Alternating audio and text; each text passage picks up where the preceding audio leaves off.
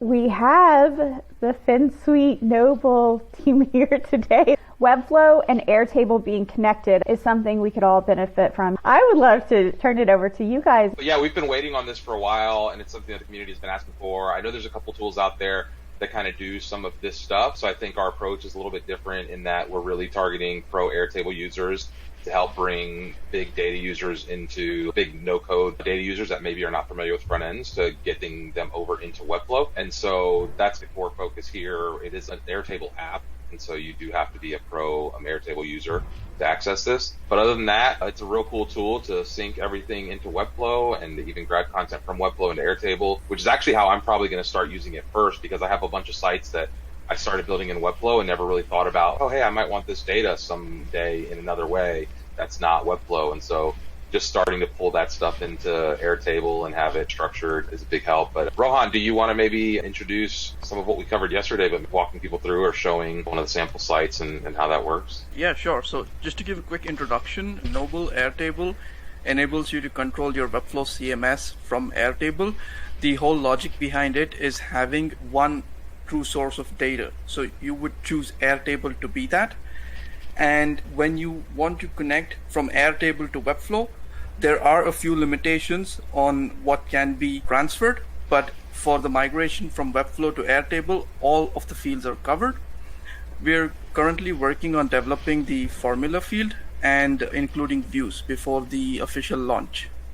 So if you have a formula set up in Airtable, you can't currently connect that to NoBull? So at the moment, formula field is not supported. Okay. Because there are 3 different formats for it. There's the date field, the numbers field, and a string field. Okay. So we're working on having the right field connect with each output and having that connect with the right states. So in the short term, if you wanted to get around that, you could have your formula field, and then in Airtable, you could copy it into a text field if you wanted to. Thanks. I'm going to share my screen now. Thank you. Yes, so this is the demo website we built, and the first use case is really simple. It's for a testimonial where you have anyone writing something nice, and that's essentially an Airtable form. You submit it, the data is collected straight in here. This is the one that I submitted, so we've got a grid view. When I refresh the page, you would see the submission coming live. And to publish it, I would have to choose active plus check mark. So this is super important because we've got 3 different states here. We've got draft, which is draft in Webflow, archived. Active has 2 meanings to it. It could either be staged for publish or staged changes. But if you would like to make an item live, you would have to choose active and then check this box, the live item. And then I hit publish here. This is a connection that is set up.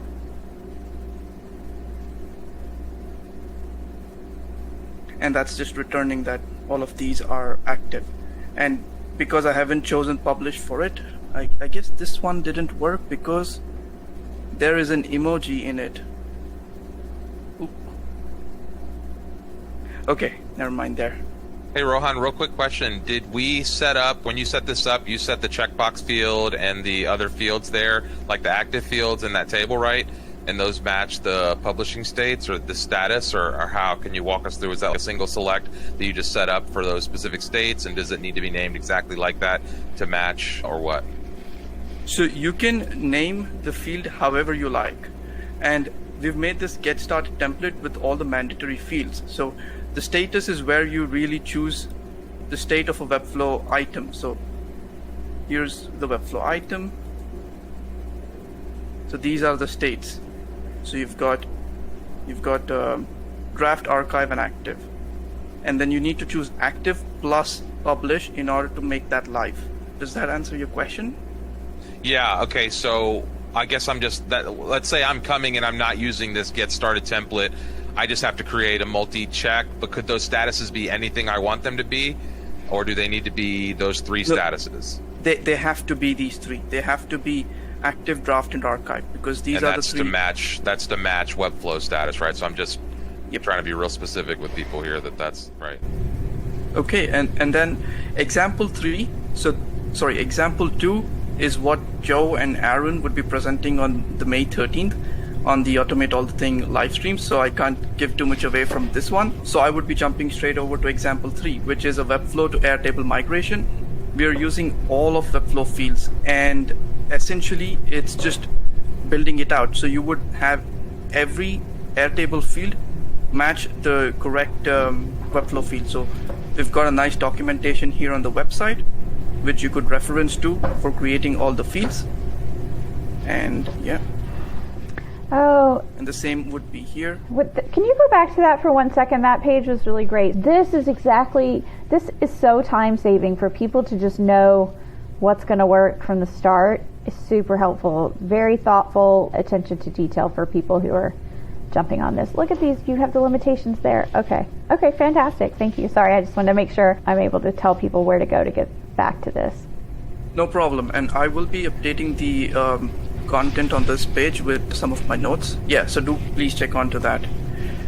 So I've built out the Airtable base with all of the fields we need. I'll scroll slowly so you can have a look. So we would need 2 URL fields for video, for example, and multiple attachment fields because we've got an image field and multi-image field in Webflow. So some of the Airtable fields are repeated. And if you would like to make connection with single reference and multi-reference, you would have to build that out beforehand in Airtable before you pull in that data to work. Can you talk about the multi-reference for just 1 second? But you talk about how you configured that to pull or accept the multi-reference fields real quick. So for this example, multi-reference is linked to blogs. So you would make that connection in Airtable, multi-reference to example 2, and allow linking to multiple records. So this is super important. If it is a single reference, then you would not select that. Okay. And once you've created the link, you do the same here at the bottom. So you choose your multi-reference link and then the table that's linked to it.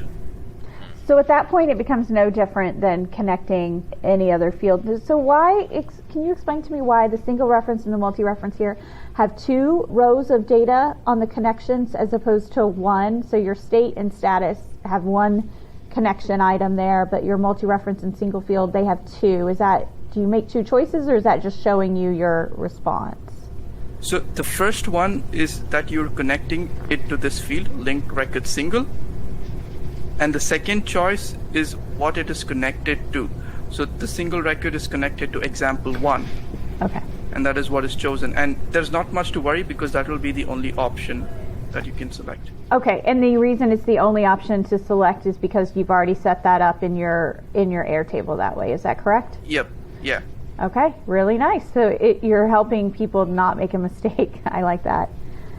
Yeah, so if you had a second multi-reference field here, then you would be able to choose the second one there. And once that's done, you can save, or you can save and publish. If you choose auto-sync, then the condition is that this browser tab must be open at all times for the automatic sync to work. So it would run every 10 minutes on this occasion. We had a question from Medhori. Do you mind asking your question? I didn't see the whole detail of it, but she typed it in chat. Oh yeah, I'm just figuring out around too. So the question that I had was, at times Zapier would fail to catch the file input via Webflow forms. And how would this work? Would it be able to get in any types of input, or is there any limitation on the file size? Any of those things, are there part of the plugin that's going to happen here? I'm sorry, were you referring to Webflow forms? Yes. Okay. Webflow forms to Airtable. Yeah, so NoBull will work with Webflow CMS, not Webflow forms. Okay, so how would I use the form field to gather a file? You could, there are 2 options. One is you could simply build an Airtable form like we've done for example 1 here. Mm-hmm. And then the second thing is Airtable has released a new feature wherein you can make an automation with a webhook. So that would enable you to pull data from a Webflow form when webhook is received. Yeah. So this is what you would use to pull in data from a Webflow form over to Airtable, or you could have a Airtable form itself. Or you could use Zapier, but like you're saying, you could still have the issue because none of this is kind of injecting itself into the form unless you're using the Airtable form. But even then, it's my understanding that the NoBull CMS will not send file uploads to Webflow. That's one of the limitations that we don't not currently sending attached files to Webflow. Yeah. Yeah, I just wanted to know that because that's a primary use case in some of our applications. So I just wanted to make sure, can I use it in that instance? Yeah. Yeah, I can't wait till Webflow has a little bit of logic where you could just map those forms directly back into the CMS. It's like, hey, when somebody uploads this form, like just create a draft item or something like that. True. Right now, my workaround is to embed, say, a tally form or a type form because they are far more reliable compared to Webflow forms. Yeah. Yeah. Webflow forms are not great. Thank you so much. That's a big limitation with WordPress too. WordPress doesn't do forms, right? There's a lot of forms plugins in WordPress. A lot of these web builders are not great with forms. That's why there's companies like Typeform and JotForm and these huge businesses that are just form. Tallyforms is the one I really want to promote here because they integrate natively with Airtable.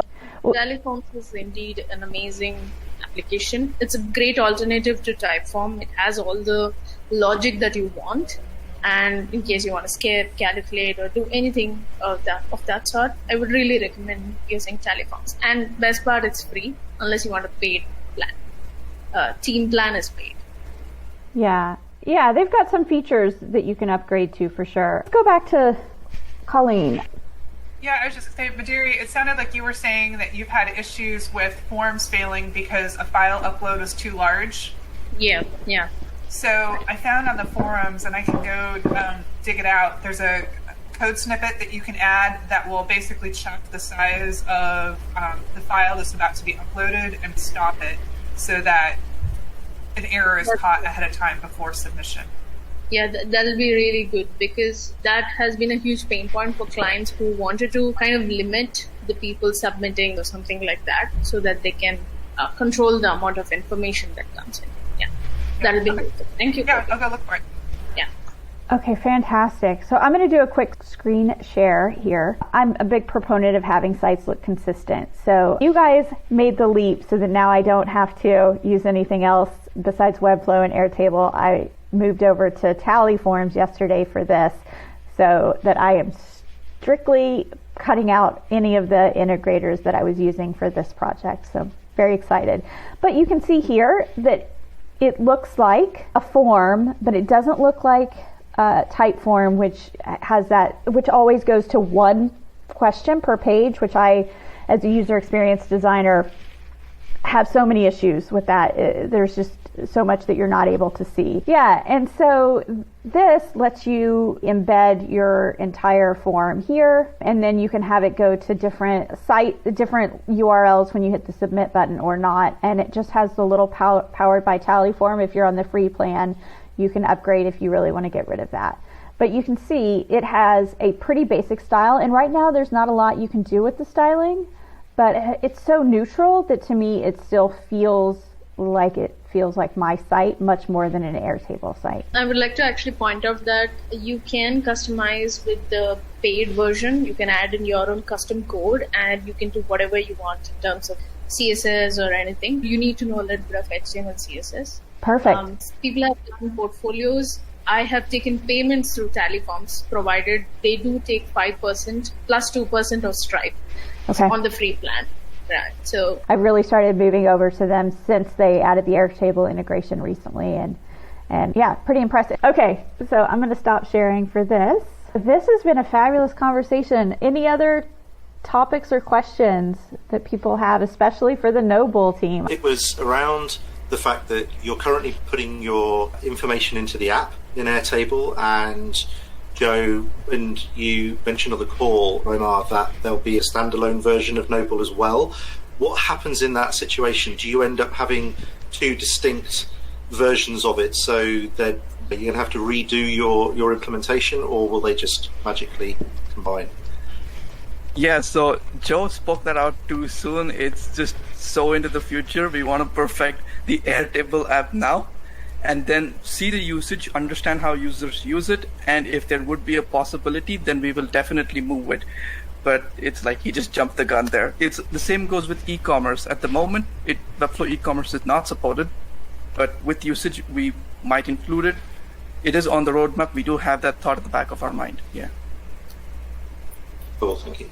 Yeah, well, I just want to thank you guys for creating something that it's just taken this process that's so time consuming. And not only that, not only the time, but for me as a builder who's excited about projects, it's emotionally exhausting to work on some of these integrations. So I know I can make it happen, but I literally have to psych myself up to know I'm going to sit down. It's going to take a number of hours and my energy just goes away, and it's hard to keep building even after I finish the execution. So that you guys are creating this, the possibilities of what more can be built are significant. And with NoBull, we are also planning to release NoBull CMS. It is still in development, not close to a launch, but that would enable you to have more than 10,000 items in Webflow.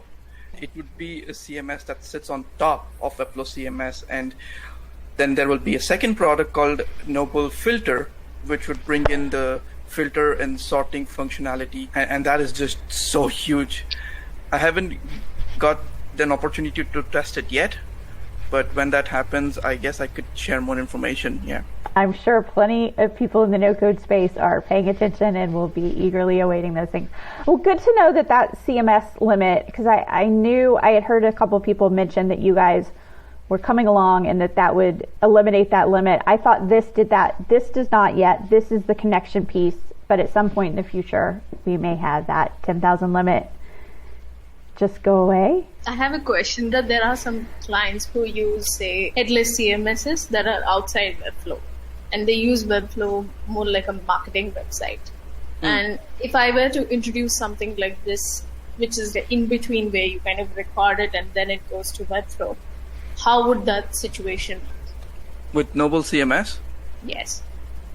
So yeah, it is a CMS on its own, but we would still want you to have a Webflow CMS site plan because we don't want to take away business from Webflow. Got it. While I have this group here, is there any recommendation that somebody has for the simplest way to do upvoting? Is JetBoost currently the best way to go about that? See, nodding. Okay. Okay. We even use it on our growth show. We're using JetBoost on that growth page to do simple voting. Okay, fantastic. Then I'm on the right path. Which has an Airtable interface. They have a widget which you can do an upvote. So you can embed that widget in your Webflow website in case you don't want to pay. That's the workaround I had. Well, this is a great group today. I just want to definitely thank the NoBull team for coming and demoing, and Colleen for inviting them. And please spread the word to anybody else that we do this and that it's a great place to come and ask questions, or especially if you've done something that you're pretty proud of. I love people to show off some things. We do put a lot of effort into our builds, and if you want an audience to be able to show it off, and then I will promote you and your products on my sites. Yeah, I hope people start to see this as a place to come and talk about this. Great. Yeah, thanks for the opportunity. Yeah, and I know the NoBull team has critiques coming up, outside reviews of what you've done to learn and be better. Yeah, and we're starting that tomorrow. So that starts tomorrow at noon on our YouTube channel. And yeah, it's going to be a lot of fun. We're having fun exploring and experimenting with the live stream stuff.